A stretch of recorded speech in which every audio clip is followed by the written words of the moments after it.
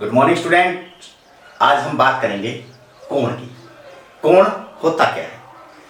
हमारे पास कोण की एक छोटी सी परिभाषा है कि यदि दो किरणें, किरणों के बारे में हमें पढ़ा है ना, यदि दो किरणें एक ही बिंदु से शुरू होकर अलग अलग दिशा में जाएं, जैसे यहां ये बिंदु है, एक किरण इस दिशा में गई, एक किरण इस दिशा में गई, अलग अलग दिशा में गई, तो वो क्या बनाती हैं?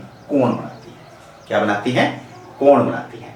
अर्थात उनका प्रारंभिक बिंदु या अंत बिंदु भी हम यदि बोल दें, एक ही बिंदु होता है ना इसके अंदर, प्रारंभिक और अंत बिंदु किरण में, यदि उनका अंत बिंदु एक ही हो या प्रारंभिक बिंदु एक ही हो, दो किरणों का प्रारंभिक बिंदु एक ही हो, तो वो क्या बनाती हैं? कोण बनाती है। बस। अब ये जो दो किरणें हैं इस कोण की, ये दोनों इसकी क्या कहलाती हैं? भुजाएं कहलाती हैं। क्या कहलाती हैं? भुजाएं। और जहां पर भी ये दोनों किरणें मिलती हैं उसको बोला जाता है शीर्ष। क्या बोला जाता है? शीर्ष। और किरणों को हम क्या बोलेंगे? भुजाएं। क्या बोलेंगे? भुजाएं। अब यदि मैं इस कोण के ऊपर बिंदु ले लेता हूं, मैंने कोई भी बिंदु ले लिया, यहाँ पे P, यहाँ पे Q, यहाँ पे R, तो इसका शीर्ष क्या हो गया? R हो गया। क्या हो गया? R इसका शीर्ष हो गया। और कोण भी हमारे पास R के रूप में ही आएगा। तो इस कोण को हम कैसे लिखेंगे? पहले देखें। कोण, कोण का निशान है, कोण को इसी प्रकार से इस निशान के साथ लिखते हैं। यहां से शुरू करेंगे या यहां से शुरू करेंगे, ऐसे जाएंगे या ऐसे जाएंगे, समझ आया? P R Q, P R Q, या यदि नीचे से आए Q R P, Q R P, अर्थात जो शीर्ष है वो बीच में आना चाहिए। ये ध्यान रखिए, चाहे हम ऊपर से शुरू करें चाहे नीचे से शुरू करें। इसको हम ये लिख सकते हैं कि कोण P Q R, भाई ABCD में हमें P Q R लगातार आते हैं इसलिए हम ये लिख लें, ऐसे नहीं लिख सकते। हमें सिस्टम से जिस तरफ एक किरण से पहले प्रारंभिक बिंदु की तरफ और प्रारंभिक बिंदु से दूसरे किरण की तरफ हमें जाना पड़ेगा, चाहे हम ऐसे जाएं चाहे ऐसे जाएं। तो ये सही तरीका नहीं है, सही तरीके ये दोनों है। आगे भी देखिए हम किस प्रकार से और कोण निकाल सकते हैं। हमारे पास मान लो कि त्रिभुज है, इसमें हमारे पास कोण है L M T। तो यदि मैं ये कोण निकालूंगा, ये वाला कोण, ये वाला कोण मैं कैसे लिखूंगा? इस कोण को मैं लिख रहा हूं पहले, या तो मैं इसको यहां से शुरू करके ऐसे लिख सकता हूं। किरण ही नहीं, यदि दो रेखाखंड भी एक बिंदु से शुरू होकर अलग अलग तरफ जाते हैं तो भी कोण बनाते हैं, ये भी ध्यान रहे। तो ये दो रेखाखंड है, ठीक है।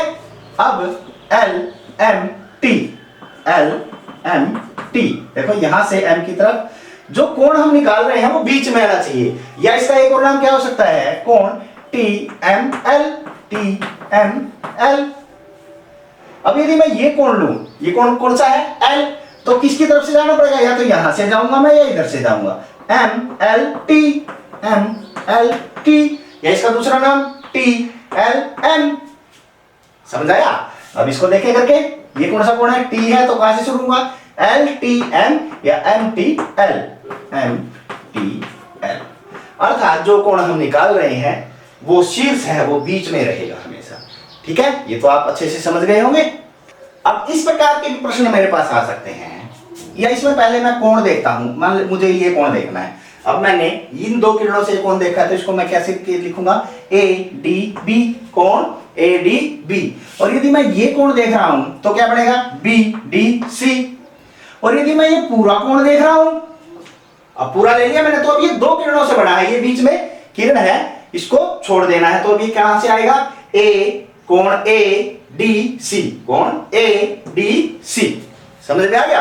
अब इसमें प्रश्न वो पूछता है कि कोण ADB पर स्थित एक बिंदु बताएं। तो ADB पर ये दो बिंदु स्थित है, यहां पे देखो L और T, L और T। तो आप L भी लिख सकते हैं और T भी लिख सकते हैं। L और T में से कोई भी बिंदु हम लिख सकते हैं। दूसरा प्रश्न यहां से आ सकता है कि कोण ADC, देखो ADC बड़ा, इसके बहिर्भाग, बाहर कोई बिंदु बताएं। तो इससे बाहर हमारे पास कौन से बिंदु हैं?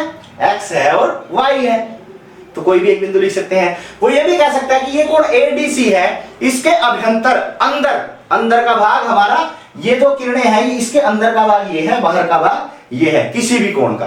तो इसके अंदर कोई बिंदु बताना हो तो कौन कौन से बिंदु हैं? हमारे पास एल भी है, टी भी है और बी भी है। हम कोई भी बिंदु इनमें से एक बता सकते हैं या तीनों के तीनों लिख भी सकते हैं कि इसके अंदर कौन कौन से हैं, एल है, टी है और बी है। तो इस प्रकार से कुछ प्रश्न हैं जो आ सकते हैं कोणों से संबंधित। आशा है आपको समझ में आ गए होंगे। अब ये प्रश्नावली कीजिए और अपने अध्यापकों